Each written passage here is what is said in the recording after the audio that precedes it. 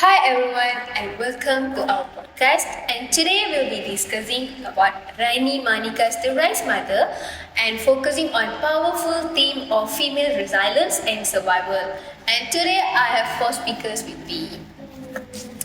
Okay, so in this novel, we follow Lakshmi, a young girl from Ceylon who gets married at 14 and moves to Malaysia.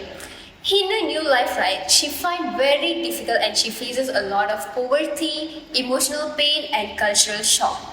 And despite all these challenges, she becomes very strongest person in her family, and she faces a lot of,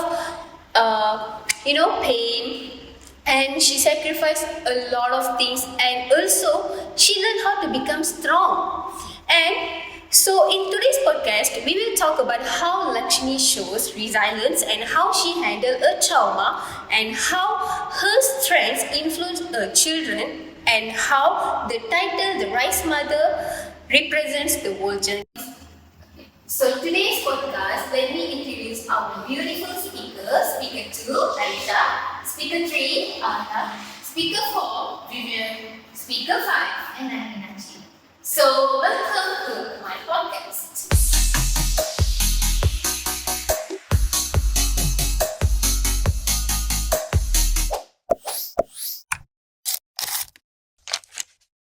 So, one of the clearest expressions of female resilience in the novel is shown to Lakshmi herself. At only 14, she was taken from her home and got married to a man she barely knows. So, she expects wealth and comfort at that age, right? It's like very unmature age. But instead, she finds poverty, a weak man, and also an unfamiliar country where she had never been before. So at this point, most of people would be like crumble, or they have like no strength to fight back. But she didn't crumble under the pressure, but she faced it bravely, where she adapts to her new environment, learns how to manage household, and also slowly builds stability from almost nothing. So, and this shows that her resilience is quite quiet but also powerful. Like she works tirelessly to keep the family afloat. She raises her children with love, discipline, and also she makes sure like they're taken good care of. And also, she becomes the emotional backbone of the family, where well, when the husband relies on her, because she's like very powerful, she's very strong and all. So, like in this story, what I believe, and I hope others also can understand, is Lakshmi's endurance shows how women often carry the unseen burden, where like the responsibilities, the sacrifice, and also the emotional labor that keeps the family together. So that's all from me. So we can see that Lakshmi is a very struggle with the family and she is stronger. So before the World War II begins, so we can see that Lakshmi and her family was a close boundary. She treat the children so fairly and love the children care so on. But after the World War II happened, we can see that Lakshmi being very struggle and very grief with the terrorists because the daughter of Lakshmi, which is Mohini, was being kidnapped, raped, and was being killed by the terrorists. So, in my opinion, that is very hard for the mother to feel in that way because our mother loved her son. After that happened, we buried our grief to hate the terrorists. And can see also by the Lakshmi part, there is part of where she was struggle to bring the career out after the World War II. She struggled to spend the money on the necessary thing to buy the items such as the house, the food for the family. So Lakshmi is a very struggle and a strong mom. For me, like in our perspective, Lakshmi is an ordinary girl that we hard to find nowadays. Like we spend our time for the family and not with the friends and so on. Besides that, can see that even with the peers among herself, after the World War ending, she struggles to keep up the children so that if in case the World War III happens, her children will not get affected by the terrorists, and she care of them for generation to generation, include the family, grandparents, grandmother. So there is very a strong perspective of the Lakshmi. Okay, so in my opinion, what make the theme is more interesting is about Lakshmi, how Lakshmi resilience shaped the generation. So her daughter, for example, daughter Anna, Lalita, and Savarnesh, each is inherit her strength. So even though they have their own struggle, but her mother Lakshmi, her influence is still present, is still there. So they learn how to survive in the world that still harsh on women, and also they learn how to negotiate the hardship, and also they learn how to control their emotional pain. So the novel in my opinion, the novel tells that resilience is not about someone. It cannot end with a person only, but it will spread by a family too. But Lakshmi become a role model for her children, and also her children. Even though the relationship between the children is not that good, so for me that female resilience is an important thing. It's not about a personal. It's about a generation also. Okay, we all know, right? The title of the novel itself symbolizes female resilience. The rice represents the nourishment, life, and also the survival, while the mother represents the sacrifice, strength, and also the unconditional love for their children. Lakshmi becomes the rice mother as she's the one who feeds, protects, and also sustains everyone around her, even though when she is exhausted or even emotionally broken, she continues to give love to her family. This symbolism is shown throughout the novel. For example, images of hunger, cooking, pregnancy, feeding, even the domestic works all circle back to Lakshmi's role as she's the provider of life, as we all know that. So let me tell about the sacrifices. Her sacrifices are often overlooked, just like the rice, which is simple, ordinary, but essential, right? So she is the foundation that keeps her family alive, which makes her the perfect symbol of female endurance, I think. Okay, so to conclude this podcast, the Rice Mother shows how strong and resilient a woman can be. Through Lakshmi's life, we see how hardship, sacrifice, and determination shape her into a powerful woman. So her journey represents the real struggles many women face in these days and taking care of their families, dealing with trauma, and finding ways to survive even life is tough, right? So Lakshmi stories remind us that woman resilience can be so both simply and extraordinary as well. So thank you guys for coming today and sharing your viewpoints with me in this podcast.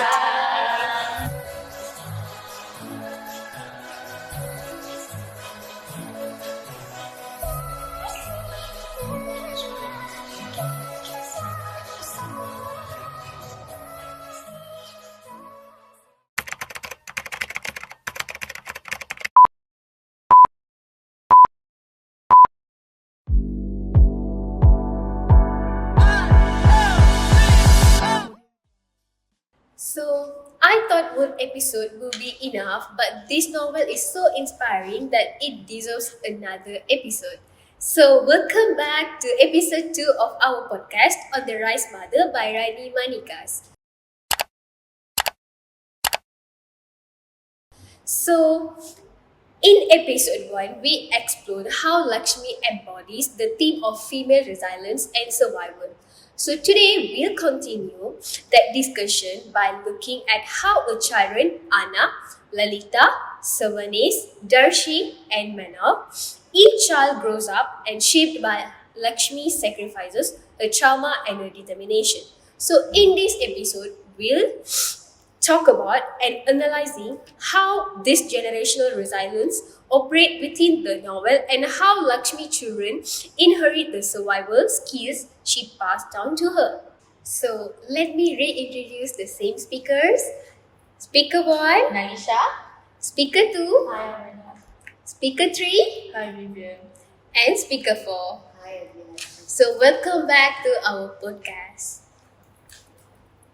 I'll talk with Anna, who reflects the burden of emotional resilience. Okay, Anna is the first and clearest example of how Lakshmi's resilience can be transferred to the next generation, but through pain rather than choice. Okay, Anna was forced to mature quickly because she was growing up in a household filled with poverty, responsibilities, and emotional pressure.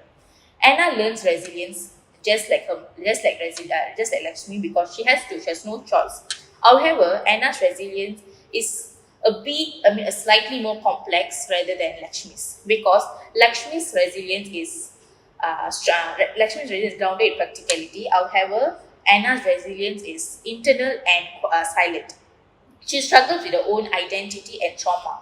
Yet she keeps going on because she has been taught that survival is not an option. Okay, Anna's character shows that resilience can be inherited, but it comes with emotional cost. Okay, Anna's quiet endurance highlights how daughters endure their mother's invisible pressure, but even though they could not understand what's going on. So yeah, that's all from me. Thank you, Nalisha. So, after hearing it from Nalisha's point of view, right, what you guys will do if you guys in Anna's position?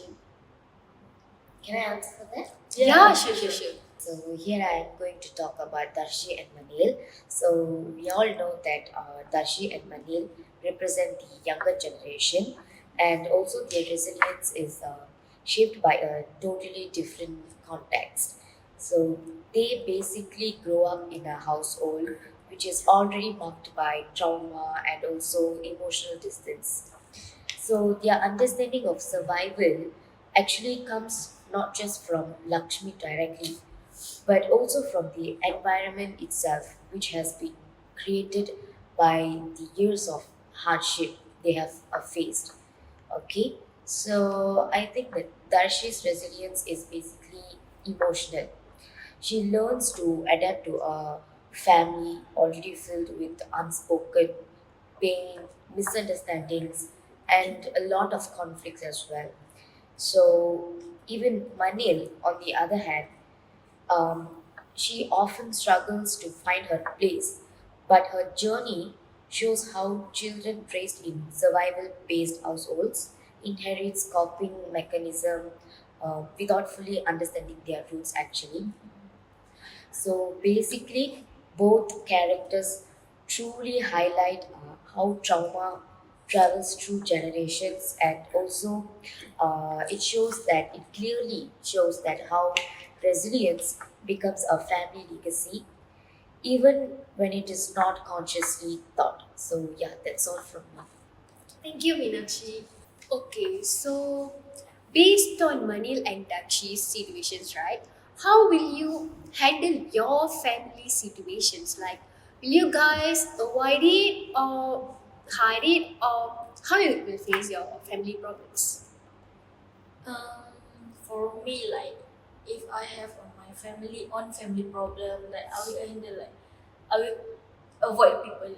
I don't want to talk to people because like there is a privacy of the family. So if we're talking about our family to others, then people may be like, "Oh, your family is this kind of people," or "Of your father is this kind of people." I don't want anyone to talk bad about my family lah. So I will just pretend like nothing happened, just keep smile, even though that is hard to push ourselves to be okay, be alright without nothing happen. Then we need to force ourselves in that way so that people will see like, oh, she is strong. People doesn't see like we as a weak person that don't know how to handle the situation well. That's my opinion.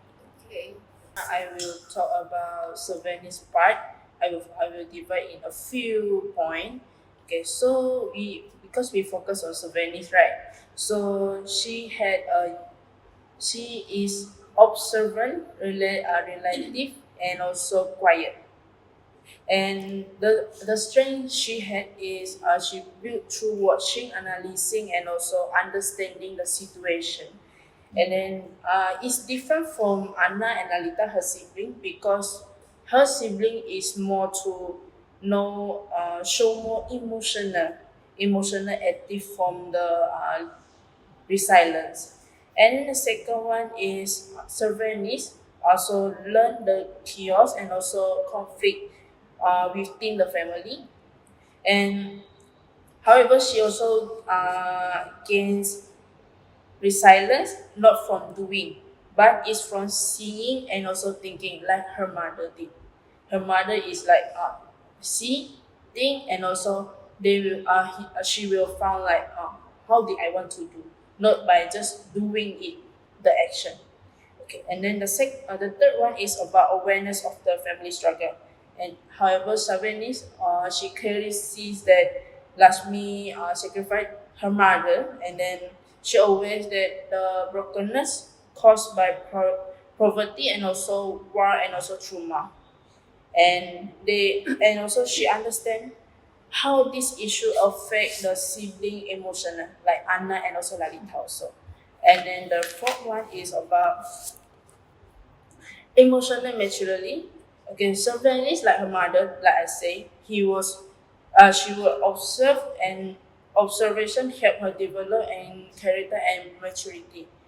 So her emotional will become more steady because she understand the root of the family problem. For example, the issue of the money issue.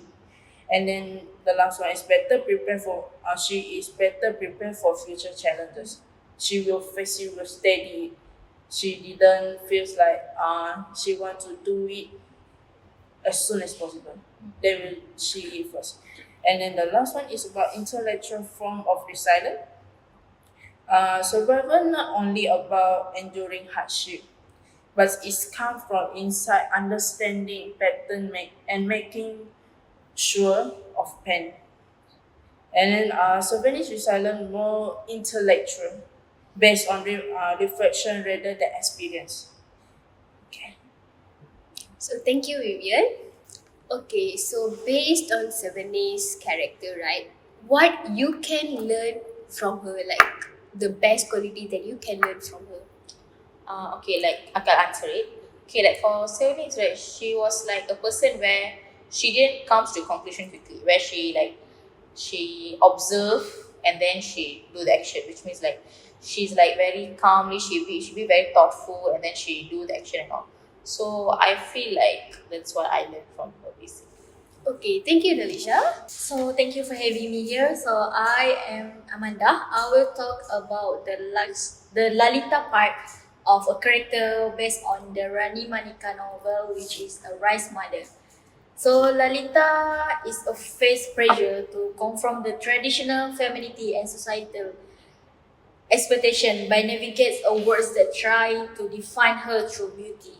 As we can see from the novel, Lalita hide all the emotional struggle of the family to keep by herself. After her sister, which is Mohini, was dead during the World War II, because her sister Mohini was being raped, killed, and kidnapped by the terrorists. Lakshmi want hold a doctor to face all the challenges alone. But as for Lalita, she keep like blame herself because the sister, she was close with her sister, it's a close boundary. But after the Mohini was dead, she was feel like she was struggles to keep along with the family, to how to take care of the mother, and she pretend all was nothing happened. She keep all the pain and all the emotions by herself. She keeps smiling and tell people like, no, I'm okay, I'm alright, but we don't know what is inside herself. So Lavita's subtle resilience by show resilient isn't always be loud or dramatic. She's not like, oh, my sister was dead. This is your fault. She didn't blame other, but she blamed herself. Like she was not keeping the promise with her mother to keep her sister in a good condition, in the good stage of alive. And it also deals with Lalita also deal with the internal fears and insecurity of pain. Even though like she is beautiful, but she feel like she is not good enough for the family because um, based on the beauties, he keep like I also feel like I'm lost something. My sister Anna is a beautiful. She blame herself because not being a good enough for other. So she good girl, we can see like she didn't talk harsh between her parents, her friends, her sibling, but she is very like a lovely person. Like I can say about that. Her struggle was often hidden behind a beautiful exterior, like as I told before, being pain, being emotion, being struggle, no need to show in front of people like what the Lalita does. And Lalita inner world is complex with the emotion, desire, and fear.